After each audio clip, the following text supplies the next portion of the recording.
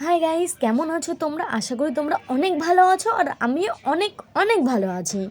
চলো গাইস, দেখতে থাকো যে আমি কোথায় যাচ্ছি সেটা তো আমি তোমাদের পরে বলছি। আগে কয়েকটা তোমাদের সাথে আমি কথা শেয়ার করে নিই। গাইস, আমি কতদিন ধরে ভাবছি যে আমি তোমাদের সাথে ব্লগ ভিডিও শেয়ার করব, বাট কিছু কারণে আমি শেয়ার করতে পারতেছিলাম না।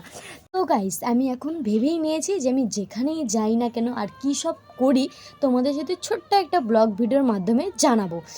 আর তোমাদের সাথে বক বক করতে করতে আমি তো ভুলেই গেছি যে আমার দিদি বাড়ি আমাকে যেতে হবে। এই দেখো গাইজ, বলতে বলতে আমার দিদি বাড়ি চলে আসলাম আমি।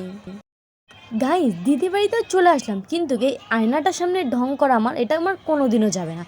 কারণ কিছু হোক না হোক, এই আয়নাটার সামনে যদি আমি ঢং না করি, এই আয়নাটাও বলবে তুই আমার কাছে আয়।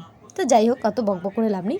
আর এই যে পুতুলগুলো যে দেখছো না, এগুলোর আমরা কাড়াকুড়ি করছি না, যে আমাকে এই পুতুলটাই লাগবে, আমাকে এই পুতুলটাই লাগবে। লাস্ট পর্যন্ত আমার দিদি বললো যে হোয়াইট কালারের পুতুলটা তুই নিয়ে নে। হোয়াইট কালারের পুতুলটা আমার খুব ভালো লেগেছে, আমি বললাম আমি তো খুশি মনে নিয়ে নিয়েছি। তারপরে এতক্ষণ ধরে ঢং করতে করতে আমি ভাবছি যে কী নেওয়া যায় দিদির কাছ থেকে, কী নেওয়া যায়। তারপরে মনে হলো চলো একটা শাড়ি নেওয়া যাক। তারপরে একটা শাড়ি নিলাম, কিন্তু গাইস শাড়িটার না আমি ভিডিও করতে ভুলে গেছি, তো কোনো প্রবলেম নেই, সেটা নেক্সট কোনো ভিডিওতে তোমরা দেখতে পারবে কী শাড়ি নিয়েছি আমি। শুয়ে থাকতে থাকতে মনে হলো এ মা, আমাকে তো বাড়িও যেতে হবে। আর দিদি তো অনেক বকাবকি করছিল যে রুমা তুই রেডি হ, তুই বাড়ি যা, অনেক রাত হয়ে গেলে কিন্তু পরে আমি তোকে যেতে দেবো না।